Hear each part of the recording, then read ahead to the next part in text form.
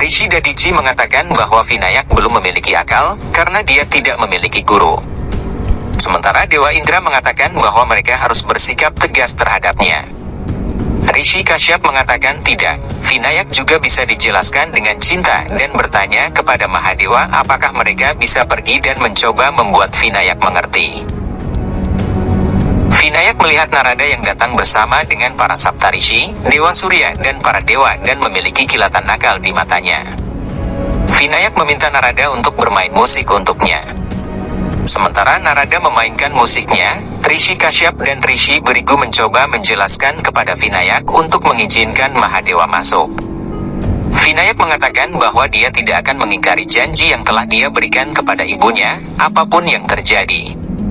Rishi Kashyap dan Bhrigu yang agak kesal dengan perilaku Vinayak mengatakan kepadanya bahwa mereka adalah Rishi, dan perkataan seorang Rishi harus didengarkan. Mereka kemudian memiliki perdebatan intelektual.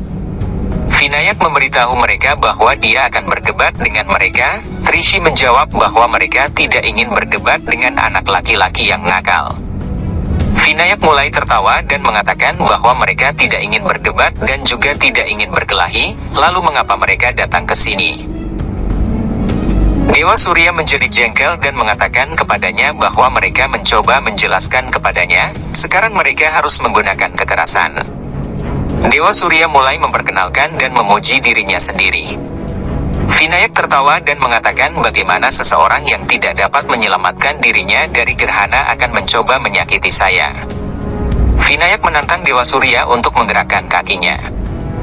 Jika dia bisa melakukannya, dia akan pindah dari ambang pintu dan memungkinkan Mahadewa untuk bertemu Parvati. Dewa Surya dan Dewa Vasuki keduanya mencoba untuk menggerakkan kaki Vinayak secara individu dan bersama-sama, tetapi mereka semua gagal. Dewa Indra mengatakan kepada Mahadewa bahwa para Rishi belum datang, mungkin dia harus pergi dan menjelaskan kepada Vinayak untuk tidak melakukan perbuatan bodoh. Mahadewa mengatakan jika dia ingin pergi, dia bisa pergi. Vinayak akan makan ladu ketika sebuah anak panah datang terbang ke arahnya dan membawa ladu bersamanya. Dewa Indra dengan Dewa Bayu, Dewa Agni dan Dewata lainnya, semuanya memelototi Vinayak. Vinayak bangkit dengan marah dan berbalik memelototi mereka. Ketika Vinayak melihat Dewa Indra, ia teringat saat Dewa Indra meminta maaf kepada dirinya dan Parvati atas dosanya. Vinayak berkata, kamu adalah orang yang sama yang aku bebaskan dari dosamu.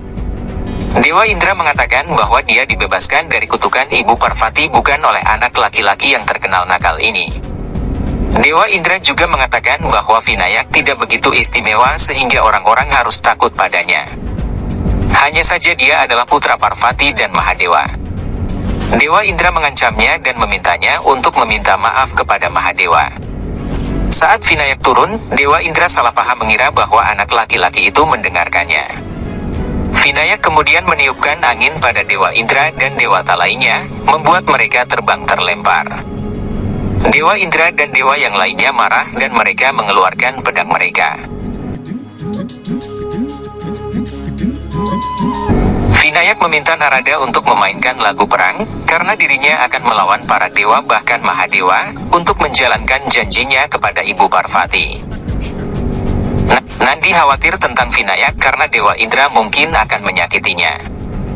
Nandi menginformasikan semua ini kepada Mahadewa.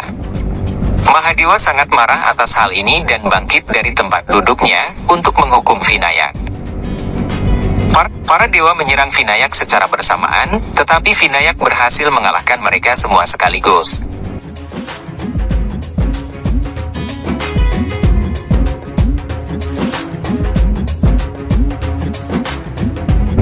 Pada saat itu, semua dewata yang kalah pergi ke hadapan Mahadewa dan berlindung. Nandi menginformasikan semua ini kepada Mahadewa. Mahadewa sangat marah atas hal ini dan bangkit dari tempat duduknya. Para Saptarishi meminta Mahadewa untuk tidak mengambil Trishula di tangannya. Semua takut akan hal terburuk yang mungkin terjadi. Rishi Kashyap meminta maaf kepada Mahadewa karena telah memberikan kutukan. Mereka semua meminta Mahadewa untuk tidak pergi ke Vinayak, tapi itu terlambat. Kembali ke depan gua, Vinayak masih mempermainkan para dewata. Ketika dengan suara keras Mahadewa muncul dan menegur Vinayak. Dewa Shiva mendatangi Vinayak dan berkata, apakah kamu menyadari bahwa hanya untuk memenuhi janjimu kepada ibumu, kamu telah melakukan begitu banyak dosa? Vinayak mengatakan bahwa tidak ada yang berdosa karena mengikuti janji yang dibuat untuk seorang ibu. Dengan cara ini Vinayak kembali menjawab Mahadewa. Kembali ke ritual puja, Dewi Saraswati meminta Parvati untuk mempersembahkan air suci. Semua wanita melakukan semacam pemujaan dan puja bersama dengan Parvati. Dewa Shiva kemudian mencoba untuk membuat putranya mengerti dan menjelaskan bahwa ia tidak boleh membiarkan sifat keras kepalanya mempengaruhi pemikiran logisnya. Dewa Shiva juga mengatakan bahwa dia adalah ayahnya dan akan selalu berharap untuk kebaikannya. Untuk mendapatkan pengetahuan, Vinayak harus membenamkan ketidaktahuannya. Vinayak berteriak pada ayahnya dan mengatakan bahwa dia adalah anak dari ibunya dan akan memenuhi janjinya kepada ibunya. Vinayak menantang Mahadewa dan jika ia dikalahkan maka ia akan menerima bahwa pikirannya perlu diperbaiki. Vinayak berbicara dan menantang Dewa Shiva dengan mengatakan apakah dia takut perang dan apakah dia membawa Trishula hanya untuk menakut-nakuti orang. Semua orang semakin terkejut dengan tingkah laku anak itu. Rishi Kashyap berdoa dalam hati agar Mahadewa tidak menghukum Vinayak, sementara Rishi Bhrigu merasa sedih mengetahui masa depan yang akan terjadi. Dewa Shiva teringat akan penyebab sebenarnya dari semua ini, yaitu kutukan yang diberikan oleh Rishi Kashyap ketika Mahadewa membunuh anaknya dahulu yaitu Dewa Surya, dan Rishi Kashyap mengutuk Mahadewa bahwa ia akan menyadari rasa sakit atas kematian putranya ketika Mahadewa sendiri yang memenggal kepala putranya. Vinayak mengatakan bahwa jika Dewa Shiva berpikir bahwa dia adalah seorang anak kecil, dalam hal ini dia sendiri yang akan menyerangnya terlebih dahulu. Dewa Shiva berusaha menahan amarahnya dalam-dalam. Vinayak kemudian melempar gadanya ke arah Dewa Shiva yang berbalik ke anak itu. Semua orang terkejut melihat ini.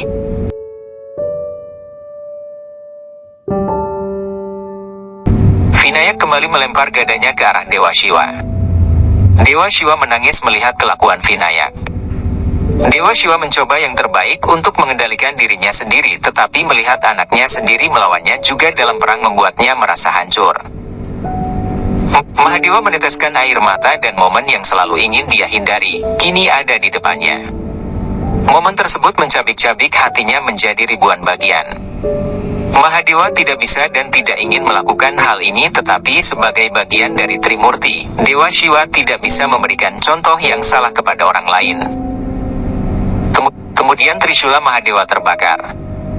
Dengan hati yang terluka ia mengambil Trishula tersebut, tetapi tidak berani untuk melepaskannya. Trishula Mahadewa dengan kemauannya sendiri menyerang penyerang Mahadewa.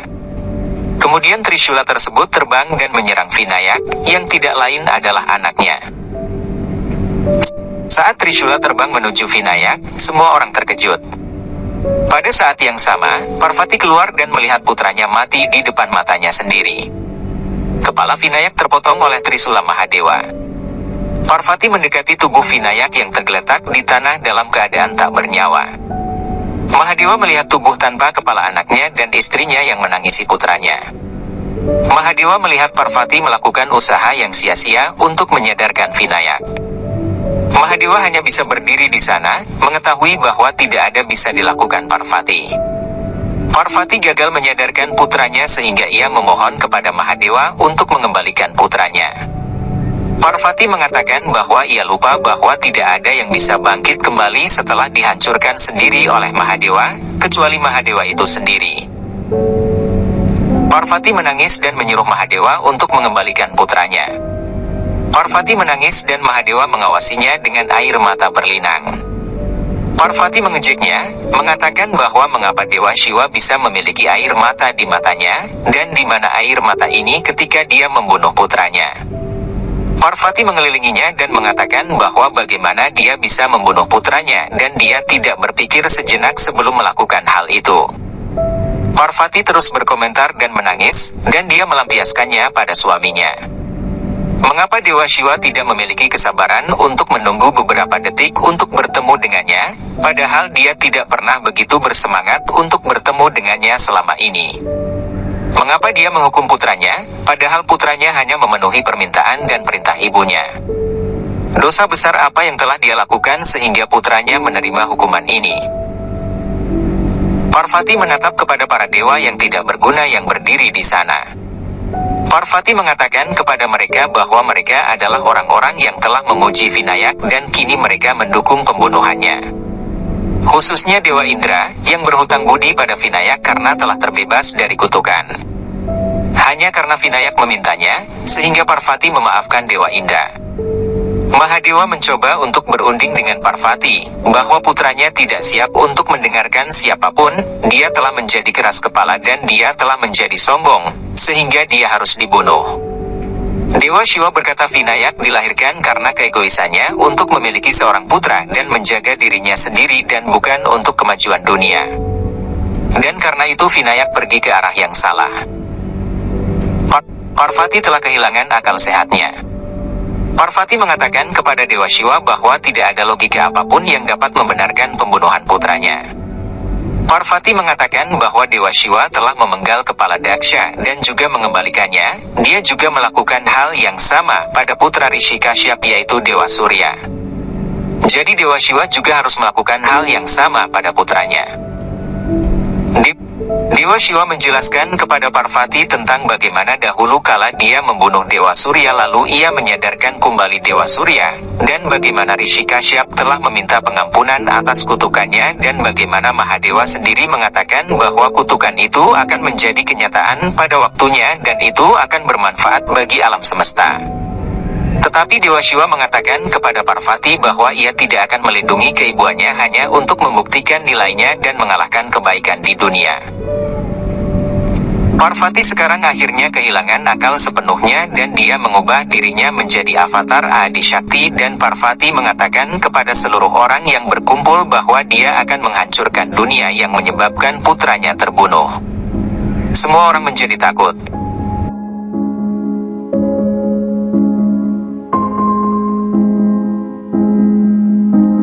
Dewa Brahma dan Dewa Wisnu mencoba untuk menenangkan Parvati, tetapi Parvati mengatakan kepada mereka bahwa mereka tidak akan dapat memahami rasa sakitnya. Tetapi dia akan membuat mereka merasakan sedikit rasa sakitnya dan untuk itu dia akan menghancurkan dunia yang telah mereka bentuk. Kehancuran terjadi di berbagai belahan dunia. Parvati melanjutkan untuk menghancurkan dunia dan berkata bahwa dia hanya akan berhenti menghancurkan hanya jika putranya hidup kembali. Parvati kemudian pergi untuk lebih banyak penghancuran. Para dewa lainnya memohon kepada Dewa Shiva untuk menghentikan Parvati. Mahadewa mengatakan bahwa untuk menghidupkan kembali Vinayak, maka Vinayak tidak mungkin untuk muat di kepala yang sama karena kepala itu adalah hasil dari ego dan kesombongannya. Vinayak akan membutuhkan kepala baru.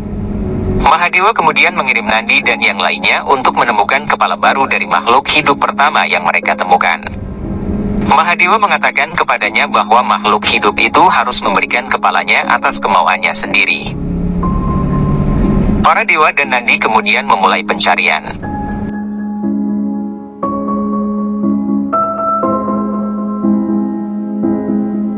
Setelah jauh mencari, kemudian datanglah seekor gajah yang mengatakan bahwa dia telah menunggu saat-saat ini sejak bertahun-tahun. Dewa Indra mengatakan bahwa tapi kamu adalah gajah. Gajah tersebut mengatakan bahwa ia adalah Gajah Sura dan bahwa ia telah berdoa kepada Mahadewa untuk menjadi orang yang paling berilmu di dunia. Tetapi ia tahu bahwa yang paling berilmu adalah Mahadewa sendiri, sehingga ia ingin Mahadewa tinggal di dalam dirinya. Gajah Sura kemudian melakukan meditasi penebusan dosa dan akhirnya Mahadewa datang untuk mengabulkan keinginannya. Mahadewa akan mengabulkan keinginannya ketika dua Trimurti lainnya yaitu Dewa Wisnu dan Dewa Brahma muncul dan mengatakan bahwa Mahadewa tidak dapat melakukan hal tersebut. Dewa Wisnu mengatakan keinginan Gajah Sura akan dikabulkan dan dia akan menjadi orang yang paling berilmu dan dapat tinggal bersama Mahadewa. Gajah Sura sangat bahagia mendengarnya. Gajasura kemudian memberitahu Dewa Indra dan rombongannya bahwa ia telah menunggu mereka dan mereka dapat melanjutkan untuk mengambil kepalanya. Nandi kemudian maju dan mengeksekusi Gajasura. Mereka kembali ke Kailas dan semua orang melihat kepala gajah tersebut dengan terkejut.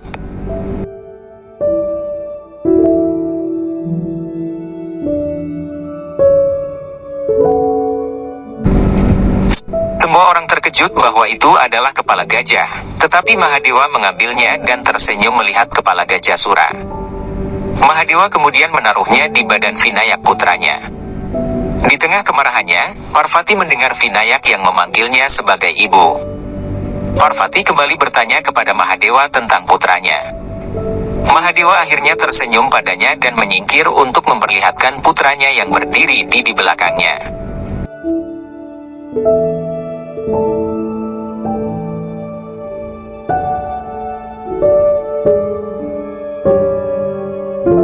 Mahadewa berdiri di samping sambil memandang Parvati seolah-olah mengatakan, inilah putra kita yang sempurna, Sri Ganesha. Parvati terlihat di matanya penuh dengan air mata dan kelelahan. Parvati terus melihat sosok baru Vinayak dengan kelelahan dan ketidakberdayaan. Mahadewa menyadari hal ini dan ia terus memberikan senyuman yang membesarkan hati. Semua orang melihat untuk mengukur reaksi Parvati. Parvati kemudian memeluk Ganesha dan menangis. Ganesha bertanya dengan manis kepada ibunya, bagaimana perasaan Anda dengan wujud baru saya wahai ibuku? Parvati memeluknya dan berkata bahwa Ganesha terlihat sangat manis. Semua orang merasa lega dan senang.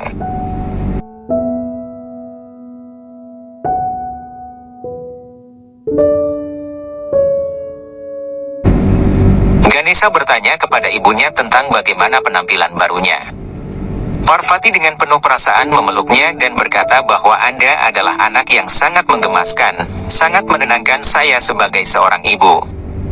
Dewa Indra kemudian meneriakkan syair pujian kepada Dewa Shiva dan Dewa Ganesha. Kemudian Parvati menyadari bagaimana ia telah berperilaku kasar kepada suaminya. Parvati mendatangi suaminya dan bersimpuh di kakinya dan meminta maaf atas perilakunya yang tidak diharapkan sebagai istri Mahadewa.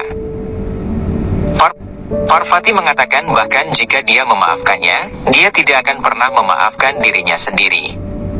Dewa Shiva membuatnya berdiri dan mengatakan bahwa ketika dia tidak melakukan kesalahan, bagaimana dia bisa memaafkannya. Ganesha kemudian pergi ke orang tuanya dan mengatakan kepada ibunya bahwa sekarang ketidakmurniannya telah hilang dan meninggalkan kemurnian. Dan di mana ada kemurnian, disitulah ada kebahagiaan. Dialah yang harus meminta maaf kepada kedua orang tuanya. Ganesha lebih lanjut mengatakan bahwa ayah telah melakukan hal yang baik dengan memotong kepalanya karena itu adalah kepala di mana ketidaktahuan tinggal. Ganesha kemudian meminta maaf kepada ayahnya atas tindakannya yang tidak sopan. Ganesha kemudian berterima kasih kepada ayahnya karena telah memberinya kehidupan baru. Ganesha merasa sangat bersyukur karena mendapatkan Dewa Shiva dan Parvati sebagai orang tuanya. Kemudian Ganesha menyentuh kaki ayahnya. Mahadewa berlutut di hadapan anaknya. Dewa Shiva dengan penuh kasih memeluk Ganesha dan mengatakan, anakku. Kemudian Dewa Indra dan para dewata lainnya memuji Mahadewa, Parvati dan Ganesha.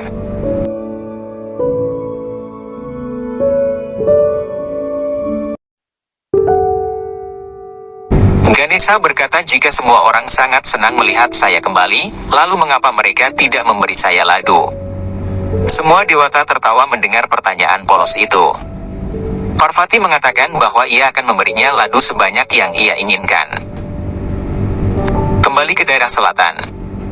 Kartikeya merasa ditinggalkan, karena dia berpikir bahwa semua orang senang dengan kedatangan adiknya dan mereka tidak membutuhkannya lagi. Selanjutnya dia merasa bahwa satu-satunya orang yang menghargainya dan merindukannya adalah Devasena. Kartikeya kembali ke kerajaan selatan dan disambut dengan sukacita oleh Devasena dan Menakshi yang menunggunya di depan pintu untuk menyambutnya. Devasena melakukan arti, di mana Kartikeya merasa senang melihatnya. Devasena dalam suasana hati yang selalu merasa bersalah dan berpikir untuk mengatakan yang sebenarnya di balik masa tinggalnya. Kembali ke Kailas, Ganesha sekarang diberi tempat duduk yang megah bersama dengan banyak piring ladu dan tentu saja ladu di tangannya. Kemudian semua tikus temannya turun untuk menemui Ganesha. Ganesha bertanya kepada mereka bagaimana tanggapan mereka dengan avatar barunya. Teman-teman tersebut menjawab bahwa bentuk barunya sangat menggemaskan. Dewa Indra berkomentar dan sedikit menyindir Ganesha dan berkata kepada Brihaspati bahwa ia juga merasa sangat senang dengan kepala gajah Ganesha. Dewa Indra berkata bahwa gajah selalu lapar dan sekarang Ganesha akan tinggal selamanya di Kailas dan akan asyik makan ladu dan tidak mengganggu swarga loka. Brihaspati menjawab bahwa mungkin pemikiran Dewa Indra adalah jika Vinayak tetap tinggal di Kailas, keuntungannya akan lebih banyak. Parvati merasa senyum Dewa Indra adalah senyum palsu dan mengejek.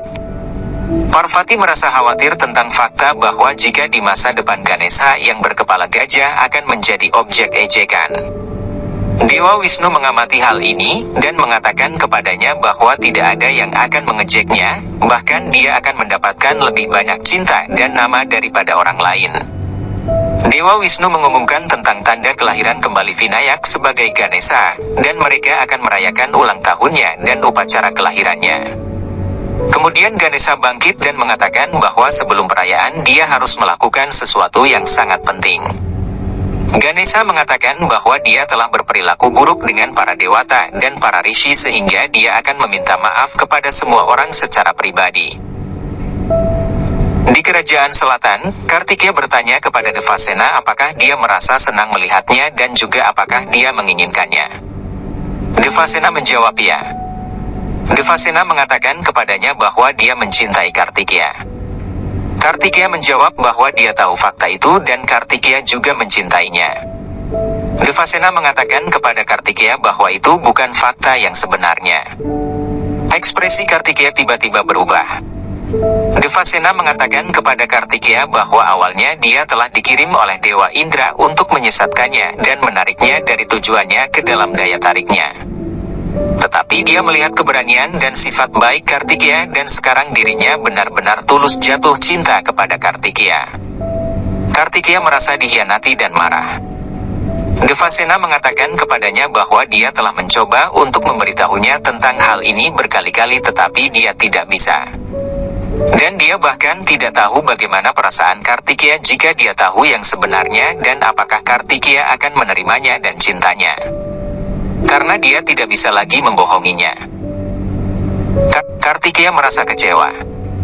Kartikeya mengatakan bahwa dia menghormatinya tetapi dia tidak akan pernah bisa mencintainya dengan tulus karena dia tidak bisa melupakan bahwa Dewa Indra yang telah mengutusnya. Kartikeya mengatakan bahwa cinta seperti itu tidak memiliki masa depan dan meminta Devasena pergi dari sana.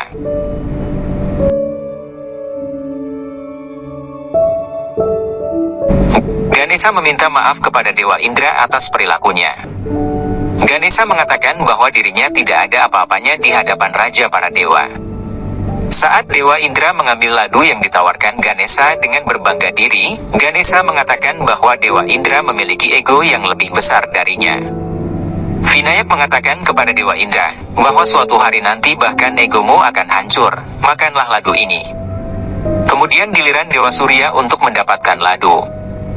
Ganesha mengatakan kepada Dewa Surya bahwa kamu tidak memberikan contoh yang baik.